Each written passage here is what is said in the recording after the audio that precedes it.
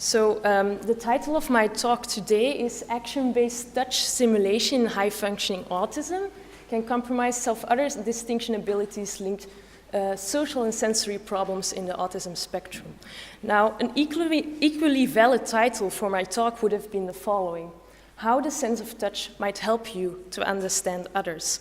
And I will show you today that you use your sense of touch, you might use your sense of touch or your somatosensory processing system to understand what other people are like. So, to show you exactly how intuitively we understand other people, I will show you a brief video.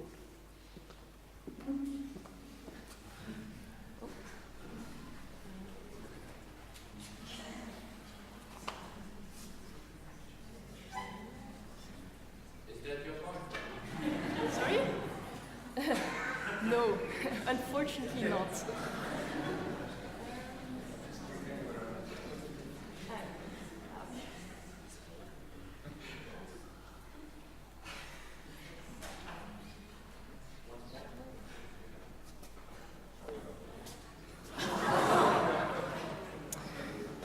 Exactly. So you all are all responding to this video as if you are experiencing the pain of this person yourself.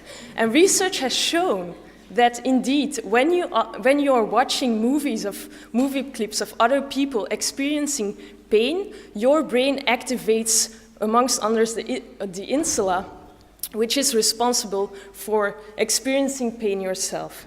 Now, it is not only the pain of this person that you are simulating, because this is what I refer to as simulation. If you watch this person jumping, your premotor cortex will be active as if you are moving yourself. And if you are seeing this person touching the surface, you are activating your somatosensory cortex as if you are experiencing this person's touch yourself. Now, this is all very interesting, but then there is a question that pops up. If you are using your systems that are designated to experiencing all these experiences yourself for simulation of others, then how does the brain distinguish between experiences that are yours or experiences that are of the other person? And this is a problem that we refer to as self-other distinction. Now, I would like to suggest to you today that one crucial system that you might use to distinguish between yourself and others is your somatosensory system. And I will argue that when simulating somatosensory touch experiences of the other person, you might compare this to what you are feeling at that moment, at the same moment in time. And this is something that I'm very interested in, so I developed a paradigm in which I wanted to test this, in which I showed human adults hands on the screen. So very much like the video that you just watched, without a pain component, I made these hands make a tapping movement on a screen. So you would see a hand that moves the index finger towards the screen and touches it, or the middle finger towards the screen and touches it. And at the same time, you would get a tactile sensation on either your index finger or your middle finger, in a sense that it matched with what you see this person experiencing or mismatched with what you see this person experiencing. And we reasoned that the human brain, if the human brain is able to distinguish between yourself and others on the basis of touch, then it would higher order associative areas of your brain would distinguish between the two conditions. Now, to see whether this is really a social thing that we are looking at, we also used a wooden hand. So we made the wooden hand perform exactly the same movements and as a human hand, but of course we all know that wooden hands are not human. They look a lot like human hands, but they are not, and they do not feel touch, of course.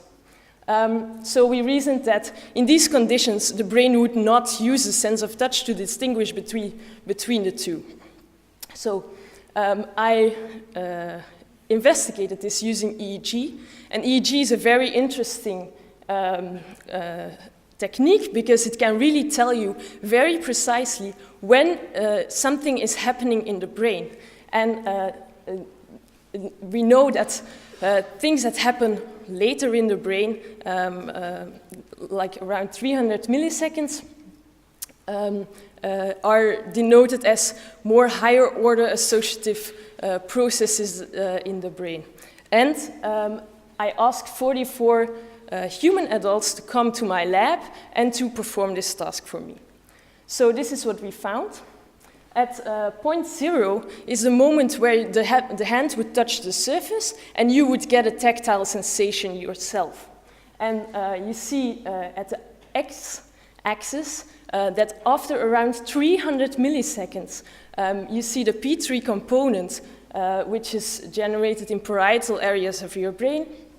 And you see that for human hands that perform a movement that mismatches with what you feel at that moment yourself, the P3 component is very much smaller than for matching conditions, where the human hand performed an action, a tapping action that matched with what you felt at that moment. So the human brain is actually able to, after 300 milliseconds, to tell you when another person is doing something that mismatches with what you feel at that moment. So the other person is experiencing touch that does not match with the touch that you feel at that point. So we found this very interesting. And then we wanted to see, like, but is this really important to us? Does this really help us understand how we understand other people? And is this really important, for instance, for people with autism spectrum disorder who show tremendous social difficulties as well as sensory problems? So people with autism, they are often overloaded with sensory information. They have this really, they have really problems with processing sensory information. They are, for instance, hypersensitive to light, or they are hypersensitive to touch. They don't like to be touched, and also they have a lot of social problems. With interacting with other people. But these are two things that are very typical for autism spectrum disorder, but it has never been really linked together. And this is a bit weird because, of course, if you interact with somebody, all the information that you get comes through your somatosensory, comes through your sensory systems in general. So it might be that difficulties in sensory processing are actually the basis of difficulties in social interactions. So this is something that we wanted to look at. So we did the same experiment in adults with high-functioning autism. So I asked them to come to my lab and do exactly the same. I matched them with a control group, also adults, that were matched on age, gender, sex, and IQ. And we did the experiment. And this is what we found in the control group. This control group was actually also part of the former data, so it doesn't, it wouldn't, it's reasonable that, of course, we found pretty much the exact same effect that I presented to you earlier, where the human mismatch condition elicited smaller amplitudes than all other conditions, and there's no difference between mismatching and matching conditions for wooden hands. And in people with autism, the results look like this. So we show that people with autism do not signal somatosensory touch experiences of others that they observe that mismatch with the touch experience that they are experiencing oneself at that moment. And we thought, okay, this is very interesting. Let's try to correlate this with their sensory systems, sensory problems, and with their social problems. So we had a lot of questionnaires for participants to fill in, and we took a measure of of this effect, and we correlated it with a sensory profile that has parts that ask you like how sensitive you are to sounds, to touch, to everything sensory in your daily life. And we had questionnaires measuring how many social problems they experienced actually in their lives. So we correlated this, and what you see here is that the smaller this P3 effect became for individuals in the high-functioning autism group, the more sensory problems they reported in everyday life. So it seems that this effect is actually related to the sensory problems they experience. And also, if we looked at the correlations for the social responsiveness scale, which measured the social problems that they have, we also found that the smaller this effect got, the more social problems they actually reported in their lives. So what I want to tell you today is that sensory difficulties in everyday life might be really related to social problems in a sense, and it might interfere with this ability to distinguish between yourself and others based on your somatosensory processing in your brain. And of course, I cannot imply causality because I'm basing myself on correlational results, but I would say that we did find evidence that in a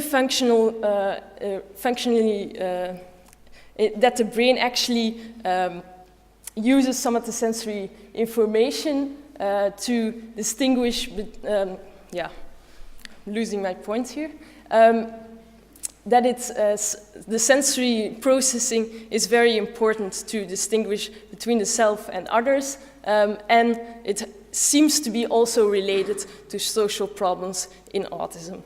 And then I would like to conclude with thanking my collaborators, Marcel Bras and Eliane Descrijver, and by noting to you how important self-other distinction is in everyday life situations, especially while playing hide and seek. Thank you.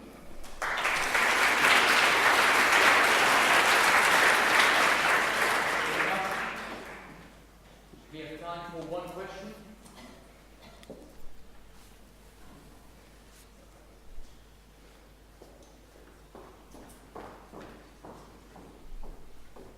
Thank you. Do you know if in the control population there can be a relation between what you are saying, so the relation of the signal of the numbers and the empathy of the persons? Yeah,